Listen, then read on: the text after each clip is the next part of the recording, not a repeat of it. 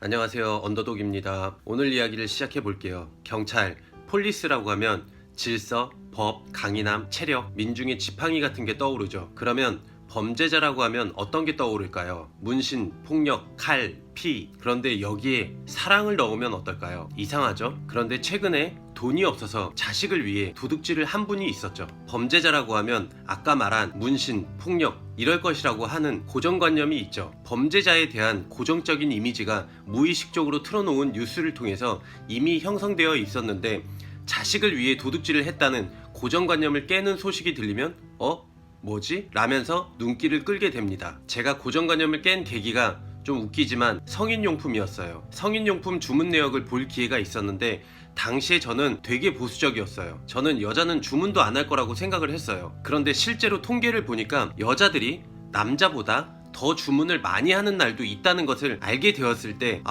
나는 고정관념에 사로잡혀 있었구나 라는 충격을 받게 되었어요. 그리고 그 의심은 모든 것을 의심하기 시작했습니다. 하다못해 항생제가 포함되어 있으면 중간에 병이 나와도 끝까지 먹어야 된다는 의사의 말도 믿지 못하겠더라고요. 제가 갖고 있던 믿음이 모두 깨져버린 것이고 왜? 라는 생각을 끊임없이 하게 만들었습니다. 자, 감각기관을 통해서 정보를 습득합니다. 그 중에서 이 시각이라는 감각기관은 볼록한 렌즈를 통과하면서 어안 렌즈처럼 현실을 둥그렇게 왜곡해서 바라보고 있죠. 그러면서도 이걸 올바르게 보고 있다고 생각을 합니다. 완벽하게 곧게 뻗은 일직선을 둥글게 보면서도 일직선이라고 생각하는 것이죠. 그렇다면 일직선으로 보이게 하려면 어떻게 해야 할까요? 고대 그리스 건축가들은 신전을 만들 때 기둥의 각도가 안쪽으로 살짝 기울어지게 만들었습니다. 그래야 신전을 보는 사람들이 밑에서 바라봤을 때 기둥이 똑바로 서 있다고 인식했기 때문이죠. 정리하면 왜곡된 것을 올바르게 보고 있다고 생각을 하고 있는 것이죠. 통계라는 것도 마찬가지예요.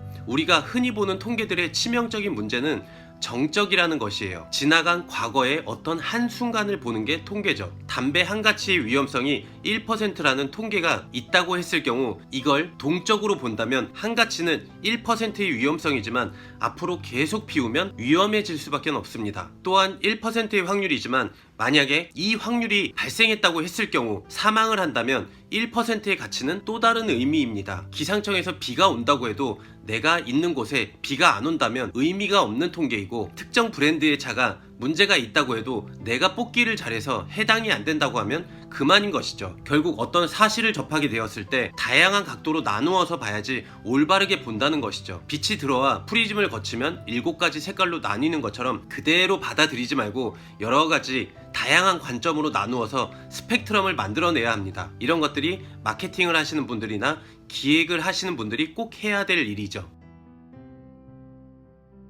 자, 이제 본론으로 넘어갈게요. 음식 장사를 하고 있다고 할게요. 갑자기 손님이 줄었어요. 그러면 옆집에 가서 사장님 요즘 장사 어떠세요? 라고 물어봐서 옆집도 장사가 안 된다는 얘기를 듣고 마음이 놓이기도 합니다. 52시간 근무제니 경기가 안 좋아서 매출이 떨어지는구나 생각하는 거는 뉴스에서 나오는 이야기를 듣고 끼워 맞추는 걸 수도 있어요. 그럴 수도 있겠지만 내 음식 맛이 변하지는 않았는지 서비스가 개판이었는지 더 맛있는 집이 생겼는지도 확인을 해봐야 되는 거죠. 이럴 때 다양한 각도로 볼 수 있는 프리즘 역할을 해줄 수 있는 것이 바로 빅데이터입니다. 이미 아마존에서는 구매 내역을 가지고 직업, 가족 구성원, 소비 성향 등을 파악하고 이런 빅데이터를 근거로 상품을 추천해주고 있습니다. 예를 들어 옷을 많이 주문하던 여성이 갑자기 기저귀를 많이 사고 생활용품도 갑자기 몇 배로 는다고 하면 아이를 낳았다는 판단을 해서 이제는 옷이 아니라 분유나 유아용품 등등 이런 생필품에 관련된 상품을 추천을 해주죠. 구글이 우리의 비밀스러운 취향을 알고 있는 것처럼 아마존은 우리 집에 밥숟가락이 몇 개 있는지를 파악하고 있는 것이죠. 이런 빅데이터를 활용할 수 있으면 좋은 또 다른 이유는 경영을 하는데도 도움이 됩니다. 음식 장사를 한다고 했을 경우 쉬는 날을 언제로 할지,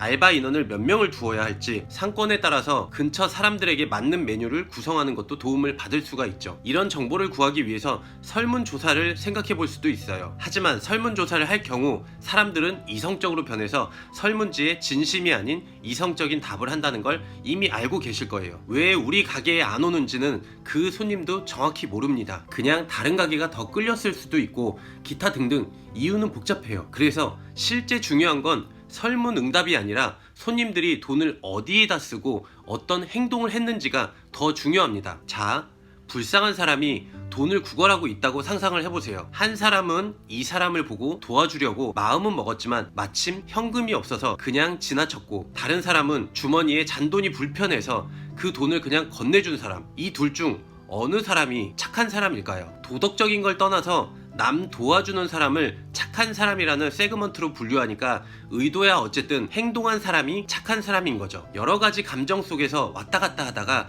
시간과 돈을 들이면서도 실제로 했던 행동, 이것이 중요합니다. 한 사람의 과거 카드 소비 내역과 소비에 영향을 줄 수 있는 시간과 장소, 국경일, 교통편 등등등 수집할 수 있는 모든 정보를 수집해서 필요 없는 것들을 제거하고 거기에 의미를 부여한 것이 바로 빅데이터입니다. 그런데 일반 우리 같은 자영업자들에게는 꿈도 못 꿀 일이죠. 왜냐하면 데이터를 수집할 수 없으니까요. 시대가 흘러서 국내 최대 카드 내역을 가지고 있는 BC카드에서 빅데이터를 공개했습니다. 그리고 일반인들도 볼 수 있게 되어서 금융 빅데이터 센터를 검색하시면 돼요. 거기에 분석센터에 가서 예약하기에서 예약을 한 다음 서울 중구에 있는 오프라인 센터에 방문을 하시면 빅데이터에 접근할 수 있게 되었습니다. 지금 현재는 직접 방문을 해야 되지만 조만간 온라인으로도 되겠죠. BC카드에서 공개한 빅데이터 중에서 몇 가지 재밌는 걸 볼게요. 가장 먼저 요즘 뜨고 있는 배달 음식에 관련된 빅데이터를 볼게요. 배달 음식을 가장 많이 시켜먹는 가구는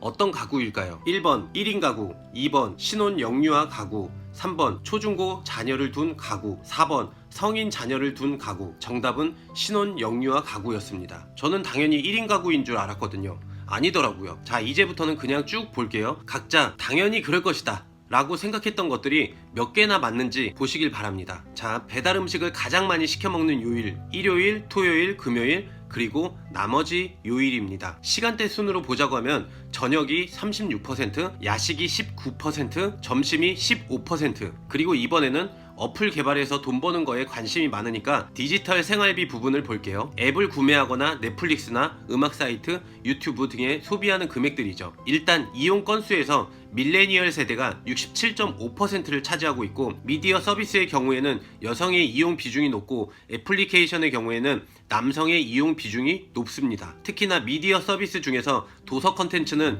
여성이 74%로 높았습니다. 애플리케이션 서비스에서는 남성이 65%로 높았습니다. 매출액에서는 플레이스토어의 경우 월 10만원 이상 결제 고객의 82%가 2040 남성 고객이었습니다. 이들의 결제한 금액으로만 따져보면 전체 매출의 85%의 비중을 차지하고 있는 거예요. 자, 마지막으로 하나만 더 볼게요. 인터넷 쇼핑몰 관련해서 보고 싶었는데 이거는 없고 유사 업종인 홈쇼핑을 볼게요. 이것도 제가 알고 있던 것과 좀 달랐어요. 홈쇼핑 이용 시간인데요, 저는 애들 보내고 오전에 시청을 많이 한다고만 알고 있었는데 저녁 9시 이후로 새벽 시간까지가 상당히 높다는 걸 알게 되었어요. 자, 여기까지 몇 가지 중요한 것만 보았어요. 여기서 중요한 건 이 자료들 역시 그냥 그대로 받아들이지 마시고 다양한 관점으로 보셔야 합니다. 예를 들어서 홈쇼핑으로 내 물건을 판다고 했을 경우 저녁 9시에 시청률이 높다고 해서 이 시간에 내 물건이 잘 팔린다고 볼 수는 없어요. 내 고객층이